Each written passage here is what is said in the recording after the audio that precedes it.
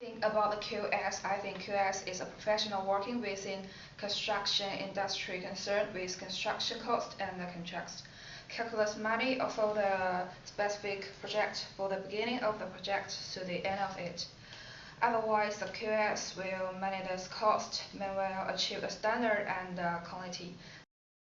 Interviewing my chosen professional, which was Trevor Seacombe, who's a qualified quantity surveyor.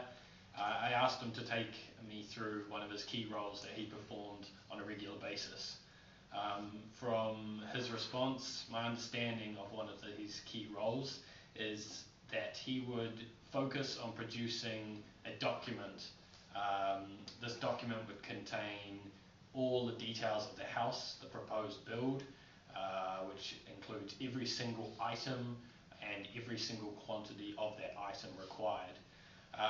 The thing is, these quantities could not be ordered in a bulk amount, say 500 meters of floor joists. They had to be ordered in exact amounts needed for that particular house, say 2 units of 4.5 meter floor joists and 10 units of 3 meter floor joists and so on. This is required this way to reduce waste and therefore to reduce cost, which is overall the quantity surveyor's main objective, to keep the cost as low as possible. All this documents is compiled up, all the costs are finalised and presented in what is called a bill of quantities, and this bill of quantities is then presented to the client, whether that's a residential client or a commercial client, and that is,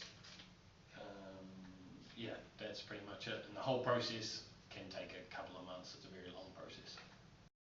What are the main key challenges that you found, in being a quantity surveyor? Industry to be in, and I think that's because of the clients. Okay. So with a house, there's so much emotion attached to decisions that are made. Yeah. Whereas for a commercial client, there's no emotion. It's purely if it makes money, if we have to have it, we have to have it. Yeah. That's the price, we accept it, and it's ticked off. And with houses, it's little bits and pieces you're dealing with. You're dealing with people, their emotions. Husband or wife. Well, it's you got to satisfy a whole lot more people, and you got to, it's somewhere they're going to live and stuff. It's a lot more important to them to get it right. So you'd say that residential clients are a lot more difficult to work with than way more commercial. difficult to work with. A lot more. Probably, in a way, it's a more difficult situation. It's a more difficult QS role, I think, working for a housing company. Oh, yeah? Everything's small dollars, small. The margins may be more, but then with the internet, it makes every variation a challenge. You always get challenged on the price. Yeah. Okay. In the end, you've basically got to go back to them and say, look, if you don't want it, don't accept it. So to change the swing of the door might cost $650 to the client. Okay. He says, well, why is that? All you do is put hinges on the other side, and but we've got to resubmit it to the council. So it's a pain in the neck. These pictures show how a quantity surveyor used software packages such as PlanSwift to work out quantity schedules. By having these images, they can show clients what areas they have allowed for, and this will help to reduce disputes in the future. These examples show insulation measures. After asking Andrew, my professional quantity surveyor, what one challenge he faces was, I was able to find out that the amount of info given on the plans can sometimes be misleading. You get a set of plans and you look at them and you sort of skim through and you think, oh yeah, these are all right. But once you actually start sitting down, looking through them, a lot of information tends to be lacking on them. He told me that architects like to use standard details, which are details supplied by different contractors or manufacturers of products. And quite often these don't line up with what they're trying to achieve on the building in practicality.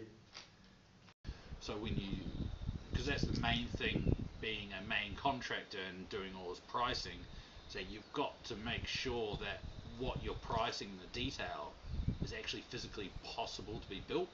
because it's you're the specialist which these architects are coming to. So if you see an issue, you can't just sort of flog it to the side. You've got to point out these issues and everything like that. Andrew's solution to this was that as a QS, you've got to be able to look ahead and pick out these situations and realize that they aren't possible and won't work. You've then got to be able to rectify and change the plans, costing, and time frame so that everyone's still happy. One challenge I knew after my interview for quantity survey is project cost variation. A project cost variation is a mathematical difference between the project earned value at the time of the calculation and the project actual cost at time of calculation. And the level of impact is 4 out of 10. The solution for that is pre-planning. For example, original plans stipulate a retaining wall in different place with changes size of garden steps and the low area.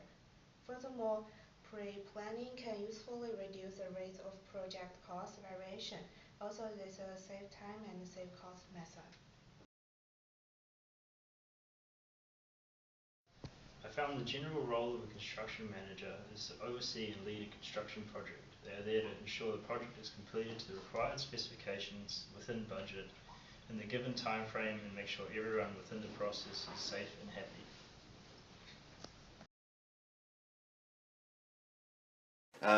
All the way down to concept. So we look at housings in the fact that out here in Addison that a lot of these houses will be tenanted.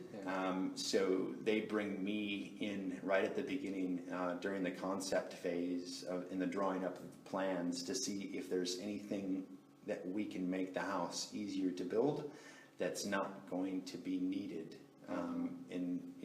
It's considered luxury, you know what I mean? Like I said, these houses are fairly standard. They don't come with the frills and high buck items. So they asked me to come in and say, hey, do you think that we're really going to need this, or is there a way that we can make this process easier to make the build actually go quicker? So right from the concept stage, right before it even goes to building consent.